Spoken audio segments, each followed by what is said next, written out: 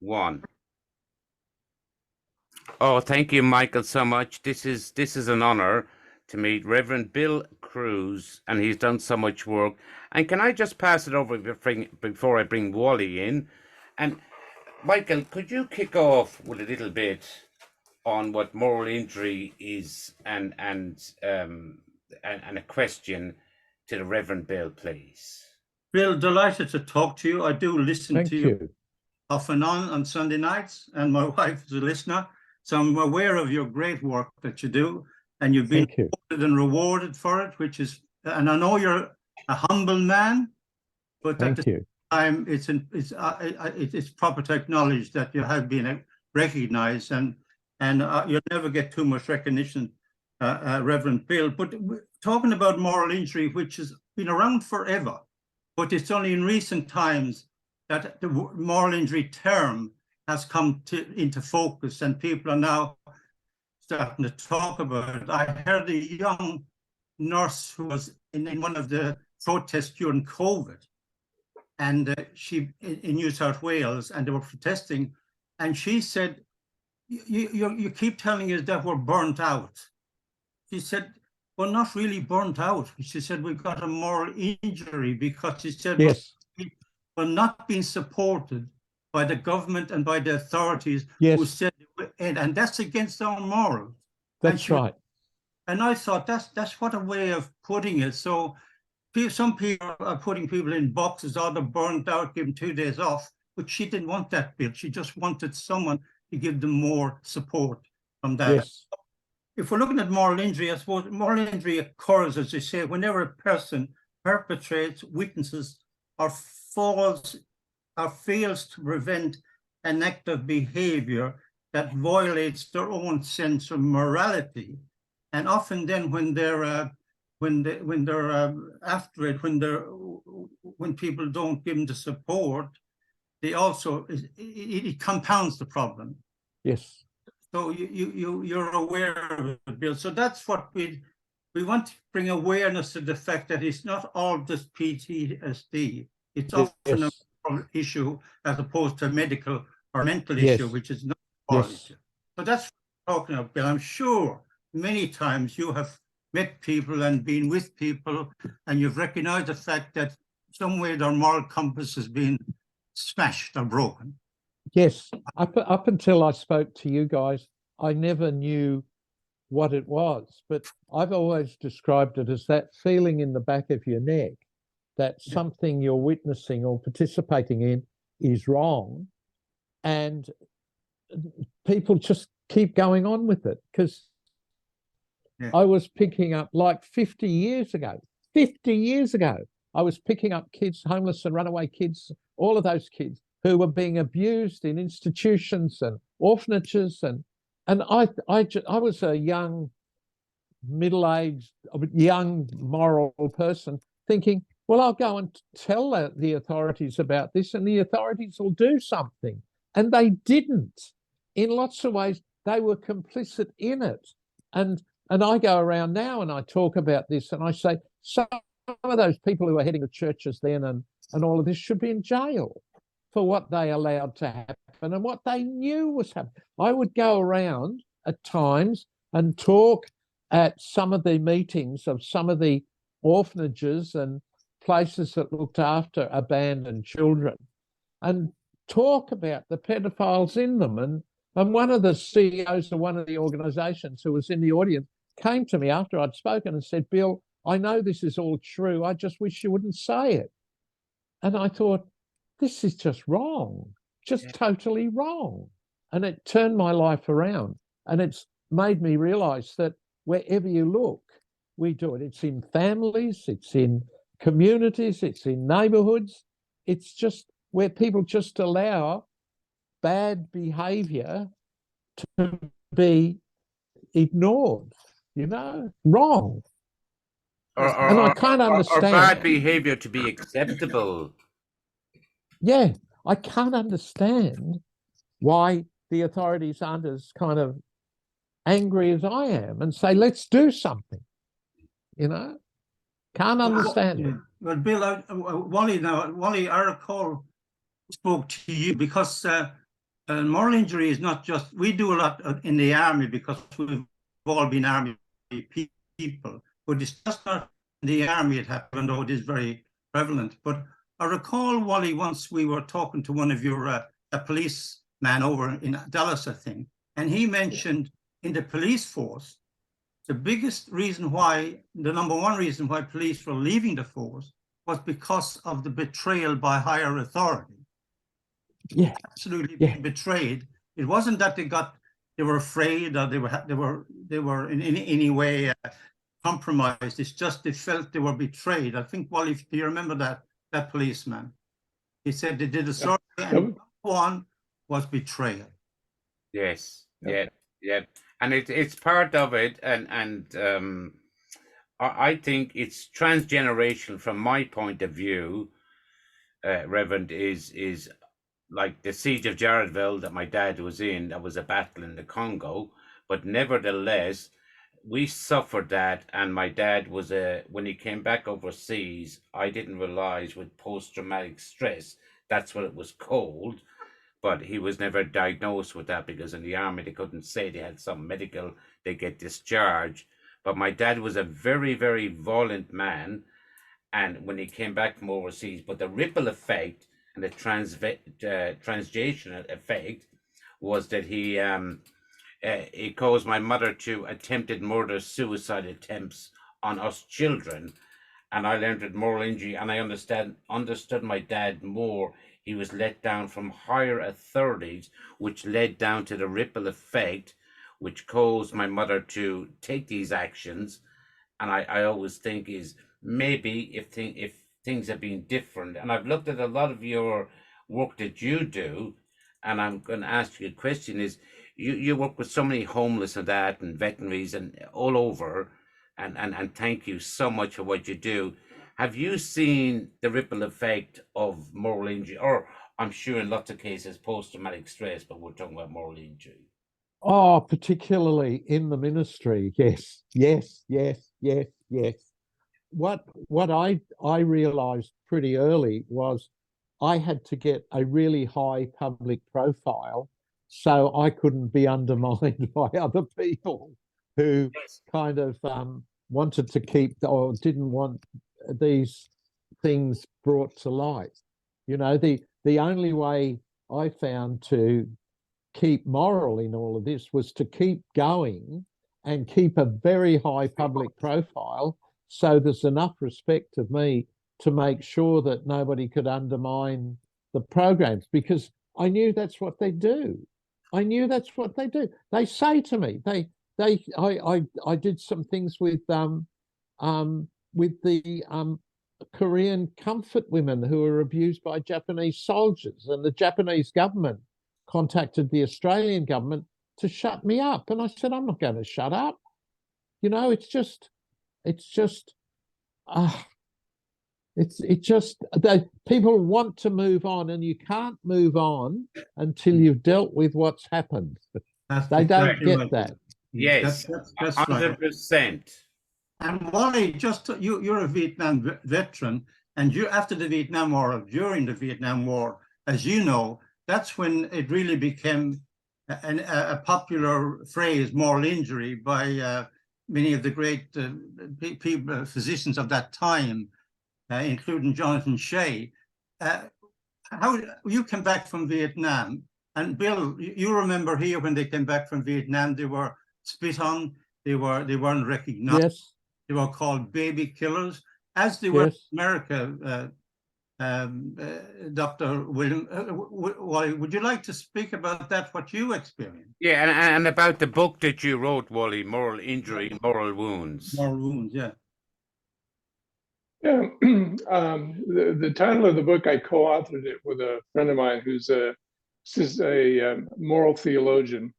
I myself have been ordained next week 47 years, so I've had a little bit of experience in ministry as well. When I came back from Vietnam, I went to Vietnam as a 19-year-old kid. And when I came back 13 months later, I had changed. The world had changed. Home didn't feel like home to me anymore.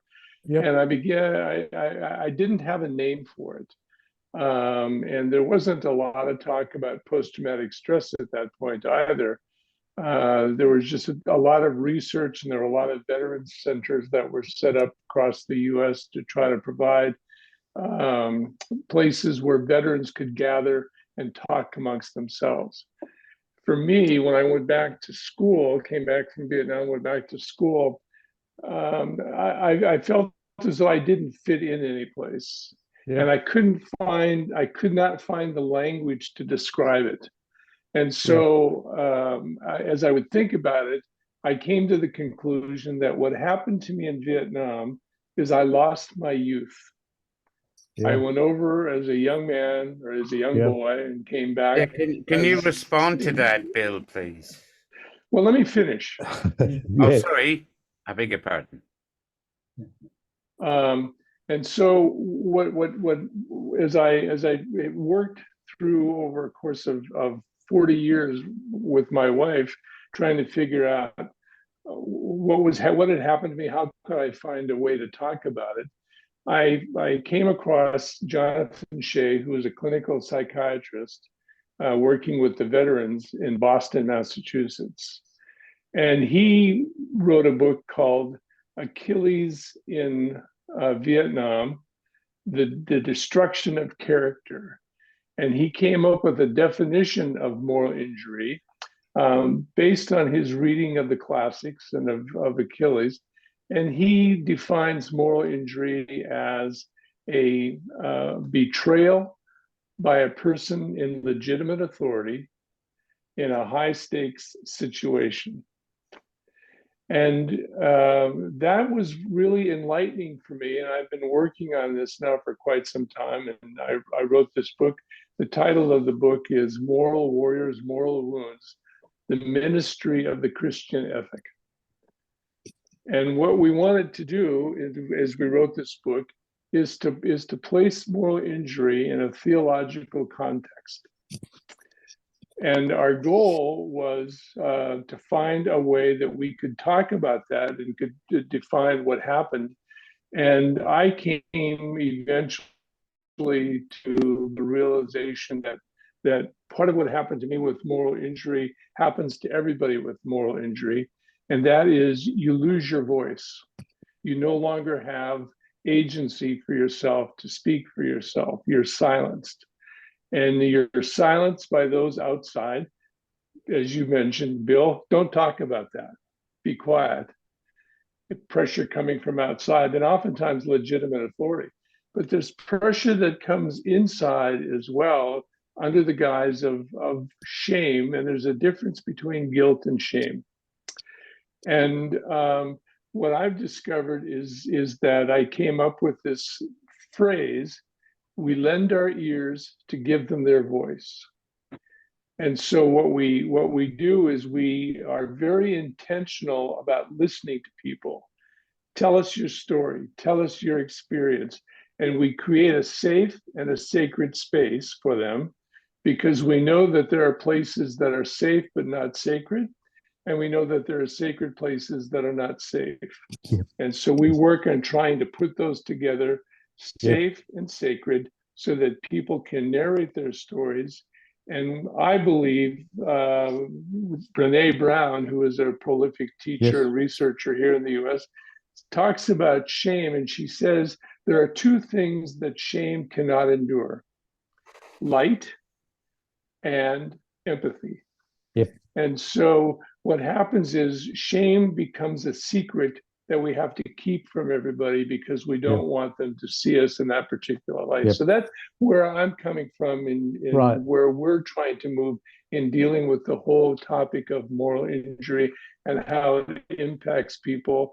Marty said it's transgenerational, it's transnational, it's transgenerational, it's transprofessional. It just, as you said, you find it every place. That's right. And you don't have to look very hard to find it. Exactly. Bill, Reverend Bill, that brings you into, you fight it as Dr. Wally said all the time. Is there any time, and I know you, and I know what you do, that you get to a point of total frustration, that you want to not give everything away. You never would. But how would you? No, I how would was you- just listening to what you were saying, and I know that feeling of aloneness because I've seen a lot of. I see it almost every day. You know, almost every day, and it puts a stress on your relationships. It puts a stress on everything because you don't fit anywhere anymore. Like the way I get through this is I do psychotherapy twice a week. I have a supervisor. I have one or two people who I can talk with, no holds barred about anything. And they're separate to my relationships because sometimes when you talk about things, people just don't want to know. And you need to find people who know. The big thing I've learned has come out of the 12-step movement, you know, AA, GA, all of those. And the thing I've learned is when your secrets become a story, they lose their power over you. And that's been such a powerful mantra in my life. And it came to me with a young girl who was speaking at one of the Narcotics Anonymous meetings that I run.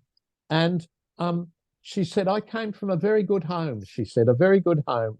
And I found myself one day in a public park shooting up heroin with water out of the public toilet, she said. And I thought, what am I doing? And when I listened to her and I thought, gee, she's brave. Gee, she's brave. And I thought, that's what you have to do. Tell your story. Tell your story. Yes. Because it loses its power over you. It loses its shame because just about everybody's got these stories. Everybody. We try and hide them, and the pressure of the society is to hide these stories, but they're just bloody stories. They're just another story. And by hiding it, Reverend, by hiding it, all you're doing is you're hiding yourself within yourself. Yes. You need to yes, get and you're making it worse.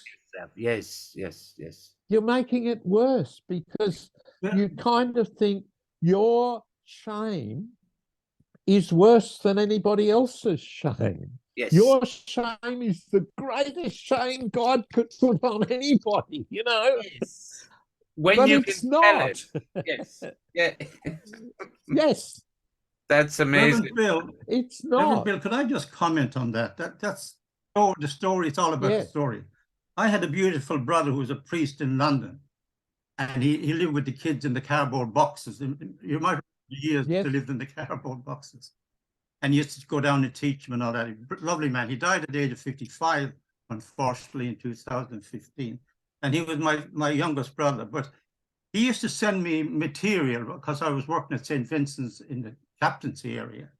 And he said, I have discovered that one of my strengths is my capacity to hold a person's story in such a way that they too hear it in a new way. I have the privilege of seeing profound transformations taking place when such a personal story is held in the reassuring and accepting embrace of a wounded healer.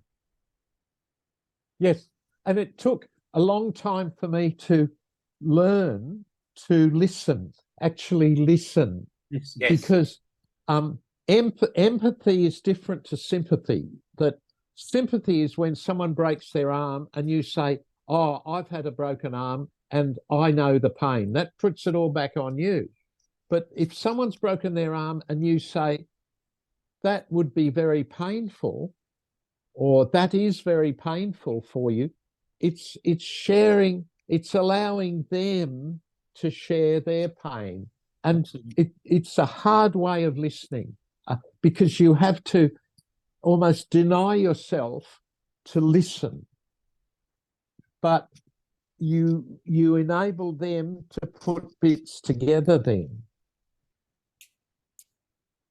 Bill, Reverend Bill, would you say also too that to hold somebody's pain in the story, sometimes people aren't good. It doesn't mean there's anything wrong with them, but they can't hold the pain themselves because they don't have that, whatever you call it, a gift. Have you found that when you're dealing with people? You have to learn, or I've had to learn, their pain is their pain. It's not my pain. If they trigger something in me, they are triggering something in my pain. And I have to look at that. The Dalai Lama, he says that the Chinese government, the way when your enemies can teach you more about yourself than you can, you know. Yeah. And so learn from it. Learn not to be ashamed of your own being. That it kind of like I wax and wane all moralistic about the Uyghur people in China and all the other people, and then somebody said, well, you Australians treat the Aboriginals just like the Chinese do. Yeah. And I thought, that's true. I've got to own that. It's not until I can own that and I can own the abuse I do that I can talk about the abuse, or I have the right to talk about others abusing one another. I have to realize I am capable of all those things I am fighting against, because I'm a human being and those impulses are in me like anybody else. And I have to stand. The greatest act of compassion I know happened in Poland during World War II, where, you know, the Nazis moved into Poland and they first of all eliminated all the people with disabilities, and then they started on the Jews, and there was a Polish man there who was running an orphanage for young kids with disabilities, and they were all kind of destined for the gas chamber, you know, because they had disabilities, young kids. And he went with them and he held their hands so they wouldn't be afraid. And all the Nazi guards were saying, you don't have to die, you don't have to die, you can come out, we just want to exterminate the vermin. And he said, no, if you exterminate them, you exterminate me. Now, we human beings are capable of doing that, of being that noble and that ignoble, you know, and we have to own it. Wally, would you like to come in on this? Yeah. In talking about shame and hiding it, I'll relate a brief story about my wife Rita and I. For over 40 years after I came back from Vietnam, she would ask me with some degree of frequency, tell me what happened to you in Vietnam. And I would ignore it, or I would make up silly answers to it. You know, I spent time walking in the jungle. I spent time visiting with people. I would, you know, all kinds of just silliness. And she would get frustrated. And when I was writing the book, I was writing a chapter. We were on vacation in Florida, and I got up early one morning and went out onto the balcony of the hotel we were staying at and started writing with my laptop. And it was one of those moments where I sort of imagined what divine inspiration might be like, where everything just sort of came. It spread itself on the screen as I sat at the computer. And after a couple of hours, I'd finished writing a chapter, and Rita came out and asked me what I was doing. And I said, well, I've been doing some writing. And she's quite a good editor. So I asked her if she would like to read what I had written. And she said, well, of course. And so she took my laptop and went back inside the apartment. And about 10 minutes after she left, I said to myself, I shouldn't have given that to her. Yeah. I regret giving it to her. And she was gone quite a long time, maybe over an hour. And when she finally came back out carrying the laptop, she had tears coming down her Yeah. cheeks. And she sat down beside me and said, "Why didn't you tell me this before?" And I said, "I couldn't." Yep. And she looked me squarely in the eyes and she said, "Do you really think I didn't know? I sleep with Yes. you. I wake you up Yes. from your bad Yes. dreams. I'm there in good Yes. days and bad Yes. days. Did you really think I didn't know?" And it was the most healing experience that I've ever had in my Yes. life. Yes. And Yes. and, Because Reverend, you related to that straight up. I could see your head going. Can you explain why you relate to what he said there, please? Your story of it. because often, so often, people will confess things to me, and it's written all over them anyway. You know, they're not telling me anything I don't know or hadn't guessed. Yeah. It's there anyway. And Like, that's it's such a that's healing moment. and that's part of what contributes to the safe and sacredness is that you already know much about their pain and their shame, and you haven't judged them, you haven't criticized them, you haven't given them 6 steps as to how to change. You've simply lent them your ears and listened to their story. Exactly. Yeah. I hear that. That is so true. You know, how would I not know? How would I not know your story after being with you all that time? Because you are in all these ways telling it. You mightn't use words, but in your actions, in your thoughts, in your reaction to different things, the story is written all over your face. Yes. Yeah.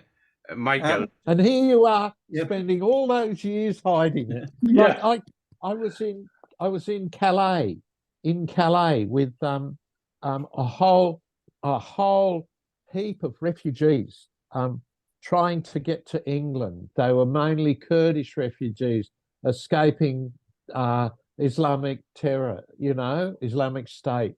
And they'd been butchered and all these things. They were trying to get to England. And I was over there working with them. And at that time, I was going through a really terrible divorce, you know, and or painful for me divorce. And we'd set up, because a lot of them were drug addicted, we'd set up a lot of Narcotics Anonymous meetings and things. And I went to one of the meetings just to sit and be with them. And as they told their stories in their own language, I didn't need to know the language because it was written on their faces as they told the story. It was just obvious. And it got to me. And I thought, what am I going to say? And I said, "Oh, I'm Bill from Australia." And they said, English. And I said, "No, I can't get you to England." And then it all poured out of me. And I said, "Oh, I'm Bill from Australia, and I'm going through a terrible divorce at the moment, and my children are suffering, and I feel terrible. I feel terrible because my kids are suffering from all of this." And I kind of went on a bit, and they all stood up. All these refugees stood up, drug addicted refugees stood up, and they all hugged me. And they gave me my life back. They gave me my life back, you know, and they were refugees, they were Muslims, they were drug addicts, they were the people who had suffered the most in society, and they gave me my life back. And I thought, I have to honour that. So when I went back to England, I threw out all my clothes, did a full St. Francis, and I only wear black, so that when people ask me why I wear black, I tell them, and that because you have to do things when your life changes, you have to do the change, you know? Otherwise it just doesn't mean anything. And that was so cleansing to me. So and the other thing is, none of this is rocket science, you know. It's in all the religions, it's in all the philosophies, it's everywhere, you know. Give it up, give it up, give it up, tell your story. All of it, it's all there. It's all been there from the beginning of time. We're not discovering anything new. We're passing on the message. You know what I mean? And Bill, just to jump in there, what gave you the passion? I've looked at your videos, which is on YouTube, and the Bill Cruz Foundation. What gave you the passion to do that? Because I think unknowingly, I know you get credit for it, but you've probably helped a lot of not just families, as in generations of families. Because I think when you look someone in the eyes, and you and them, and I find there are times in people's lives when they've got nothing to lose by giving everything away, everything. And when you look in their eyes and that moment comes between you and them, I think that's where you find God. I truly believe that in the Christian tradition, the people recognize Jesus, the people recognize the risen Jesus by his wounds. And I think at the heart of all creation is a wound. I think the lovingness of all creation, and there's a philosopher who's written this book now saying that before he's a brain expert, a neurologist, Donald Hoffman, and he says before evolution came, what do you call it? Consciousness. That there's a consciousness in all creation, and that consciousness is loving compassion and all of that, but it's a consciousness that's aware of wounds. And with moral injury, I want to bring Michael in there for a second to ask a couple of questions to you, Reverend. Coming back to moral injury, as we said, that's what we want to raise awareness to it. And everything Reverend Bill said there, I can absolutely agree with it, because sometimes the only tool we got left in our kit when we're talking to someone who's marginalized in some way in a dark place is to listen. Yes. The only thing we got left. You can be a philosopher, you can be a psychiatrist, you can be a counselor, but if you're a good listener who listens without judging or criticizing, that's the only thing we got left. And that does help people to see the story differently.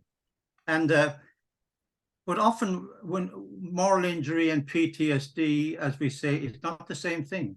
Moral injury is not medical or it's not mental. And there was just a story of a young paramedic. He was called out to the highway, and there was 4 young teenagers in a car. He hit a tree, very badly injured, damaged. And the paramedic, who was senior, he wasn't, he knew what he was doing. He got to this little young teenager, and he did what he had to do. He held him and tried to maintain him until such time as he could get assistance. And the young fellow said, "Will you please ring my mom on my mobile phone, please?" And he didn't. And he asked him again, and he didn't. So the young fellow died. Yeah. So the paramedic spiraled into total depression. Yeah. He felt so bad about this that Yep. in some way he thought he did something morally wrong. He wasn't confronted by the issue and people dying, because that's what they do. That's their job. But the fact is, his moral compass said it's wrong to do what you did, and that's what he thought about it. And it took him many weeks to get through therapy and everything else to get him back again. Yes. And the way they explained it to him, as humans, we have 2 parts, and empathy and compassion is one. But sometimes in life, you have to do what you're told to do because it's for the better good, or that's what you do in life. And at that stage, you suppress your empathy and your compassion. But it doesn't mean you're bad or you did a bad thing. Well, you did a bad thing, but it doesn't mean you're bad. No, And it isn't. You did a human thing. You did a human thing. But you suppress it, and then you got to explain to them that you did something and own what you did, but you're not a bad man. You had to do that at that particular time in that instance. And That's a big confusion, isn't it? That is. you want to judge your own behavior, Yes. and your judgment, it's the judgment that is that drives you crazy, because you can't you we almost can't forgive ourselves. We almost can't, Yes. sometimes. Yes. That is true. Yeah. But so that's kind of moral injury. There's plenty of instances where we Yes. it happen, and people have been treated for PTSD. I'm sure what you would in the army particularly, just to tick the box, PTSD, tick the box, but they just wanted someone, as Bill said, to sit with them, listen to them, allow them to tell the story without judging them or criticizing them. That's all they I've want. just realized often the greatest moral injury done to people is when someone says to you, "I'm doing this for your own good." Oh, God. Yeah, well, that's the weapon, isn't it? That's the that weapon. kind of comes back to my story, Bill. But I'll ask Michael to ask me a question on that with transgeneration. Well, the question I asked you, Marty, you know, and I've been with you a while, and I know your father was in the services for 21 years, and he was in that battle, which caused a lot of fallout for the Irish people who were in it later on, when they were betrayed and they weren't supported. And he was one of the people. And you used to say to me that you loved your father, but you were only a young kid. You didn't know why he was the way he was, for what reason. But in later on in life, when you found out when he came home that they didn't have the support they should have had, as many didn't. Now you're a bit easier with that. Would that be true? Absolutely, and I think Michael is, look, my dad was served. He was in the siege of Jarrettville, as predicted in the movie, The Battle of Jarrettville on Netflix. But he was, and when I start writing the book, I realized that my dad was, yes, he was certainly a war hero, but he was a very violent man at home. He was a drunken, violent man at home, a war hero, but when basically war came home to us, and my poor mother, as a suffering of him, she tried to take attempted murder suicide on us 4 times that I remember, but the older siblings remember 5 times. And she didn't do it in the end. She decided to do what she needed to do to cancel her own life. Yet, at the end of the day, is I only understood moral injury, and I still carry that guilt because I understand my dad. I stayed on him in London, in Piccadilly Circus at a hotel there. I stayed on with him for years after, but never told my mother or my other siblings. And I don't know why, but with moral injury, through learning this through Wally and Leo, I realized is, as someone asked me, is which one do you love the most? I love both of them equal. You know, my mom tried to take our lives many times with gassing, drowning, and because God love her, she wasn't taking us. She was taking it for the simple reason she was lost in life and they never got any help. And I think with moral injury, I've understood that more and realized that it's given me closure and more understanding. I could add to that. Often, like quite often, we will do a funeral here of one of our homeless people. And we will only know him as a very, very loving person. When he dies, homeless and all of that, and we begin to make contact with the family or find the family, all the family know is a drunken bastard, a drunken man who abused everybody and did everything. But somehow, when this person became homeless and got into 12-step programs or Alcoholics Anonymous or something, and got all of that cleared up, the person becomes a loving person. And often the family will come to the funeral expecting to say goodbye to an awful person. and there'll be many, many people coming to the funeral talking about how loved this person is and how loving, and often the family has a kind of a psychic meltdown. And then we begin to work together, and over again the family says, thank God, thank God, thank you for telling us this, and thank you for sharing that, because it's given us a side of our father we never saw. And that happens Correct. often. Correct. And also, sorry, Reverend, but that's also correct, because when I learned more, it gave me a lot of closure and my family members, because you think you didn't know what they lived with, because my dad never spoke about war. A lot of I'm sure you know, with homeless people, Yes, that you don't know, you yes, don't know their backstory whatsoever. And then it's just when they talk about it. But then I found that it just gave great satisfaction to know what they went through. yes. Wally, would you like to come in on that? Yeah, I think that part of my experience with moral injury and with others in lending my ears and listening to them is that there's a significant difference between guilt and shame.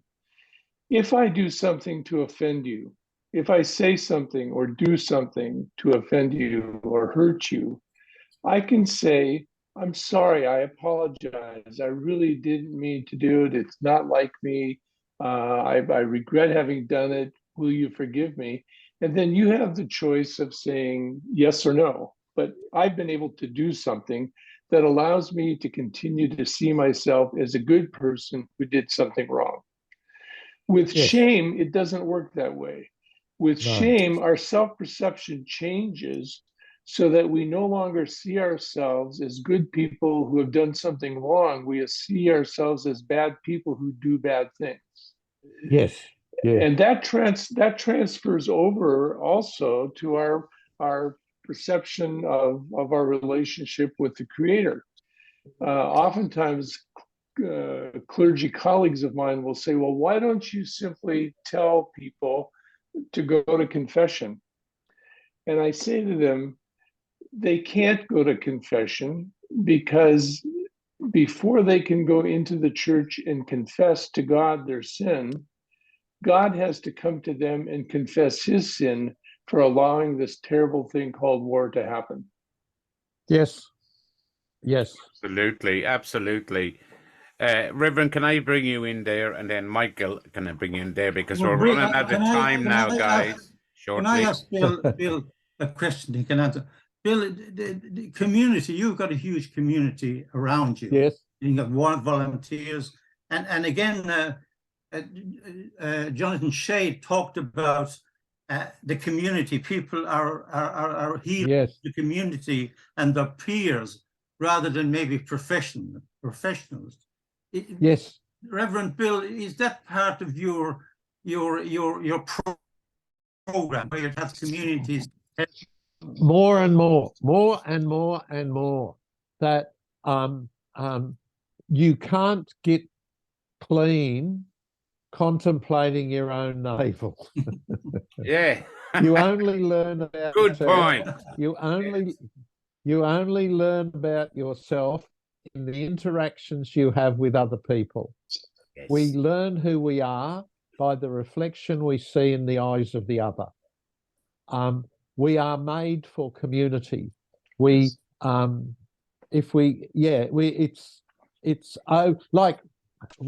now working with traumatized young children, and working with the traumatized young children changes the family dynamic, which then changes the family community dynamic. So that it spreads out, and you need that community. Otherwise, you don't get anywhere. Like, we try and manage a lot of difficult people with the community so that the community will say to the difficult person, we don't behave like that around here. Yeah. That's far better than having security guards. Yes. The understand of it. And listen, guys, we're just running out of time on the show. So, Wally, can you jump in, and Michael, and then Reverend, if you could give us a last word, and we will put up your Reverend Bill Cruz Foundation. And I think it's wonderful. If I can say before we go into the guys, there is what you're doing is amazing, and I take my hat off to you. What you're doing isn't understanding people, but the way you do it, and I've watched your videos over the last week on YouTube. So if anyone wants to go to Reverend Bill Cruz Foundation on YouTube, I watch your videos, and thank you so much for what you do. Yes, I finish by reiterating or holding that. I know Reverend Bill Reverend Bill, I haven't met you. I remember meeting you actually but you have your movies on, and you had Bernadette Devlin. Yes. From the environment. Yes. Who was a pretty controversial character as well.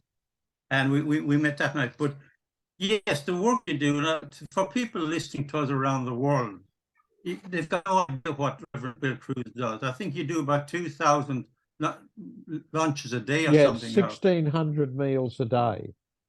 A day, and at Christmas time, it's 40,000 meals to homeless people a month. And on a month. On Christmas Day, we do 3,000 or 4,000 meals just on the day. Yeah. And now I just read statistics where the homeless, I think it's gone up 30% over recent times. Imagine in Sydney, it's very cold at night now. It's very cold. Yeah. Living indoors. It seems to be a problem of the Western world at the moment, homelessness. I was in Los Angeles, and there were 6,000 people just in a couple of blocks, homeless, sleeping on the streets. There are, in England, it's dreadful. It's just a constant struggle. And and I've got so much more from those people than I've ever got from they have taught me so much about life, and they are so forgiving.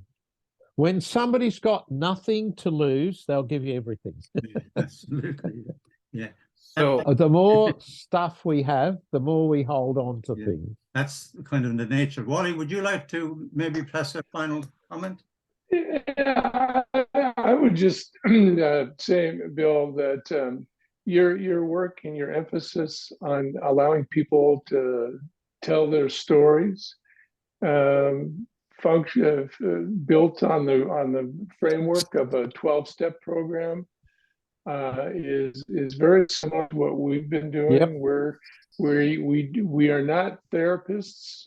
We are educators, and teaching people and ourselves about what it means to be truly human.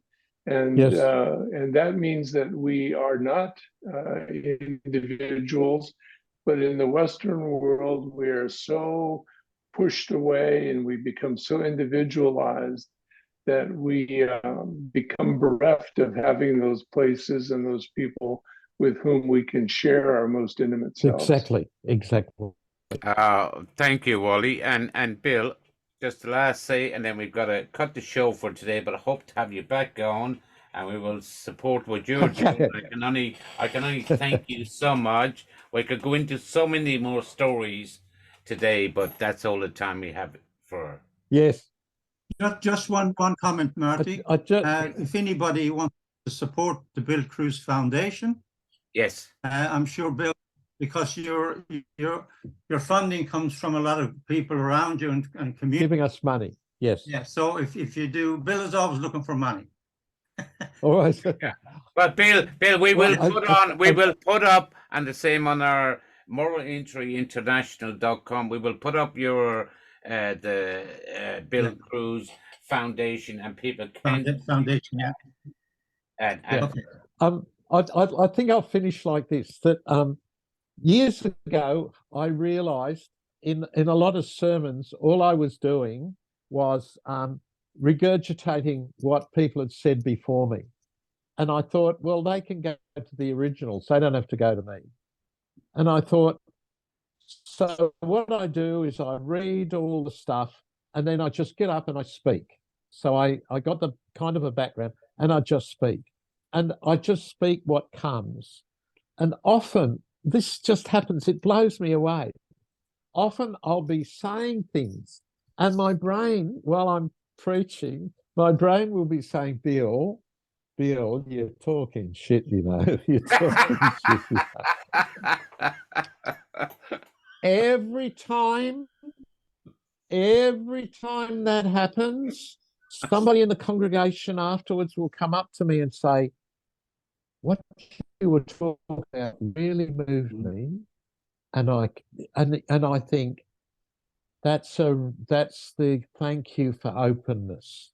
That's you know, that's that's that you can't holy when you're talking Yes. it's holy. That's And honesty. it happens. Honesty, yes. Okay. Well, Bill, our special guest tonight on the show, Reverend Bill, you're just, I could talk to you all night, as I said earlier, but thank you so much for coming on. Wally, Thank you. Thank you. Thank you, Reverend Bill. and hope to see you Thank back. you. God, Thanks very and much, we got to Bill. keep in touch. We got to keep in Yes, touch. Let's do that. We will indeed. I've just blocked your number there now. Hold on. Okay. Okay. All right. Thank you. See you, Bill. Bye-bye. Thank Bye. you. Thank Bye. you. Bye-bye.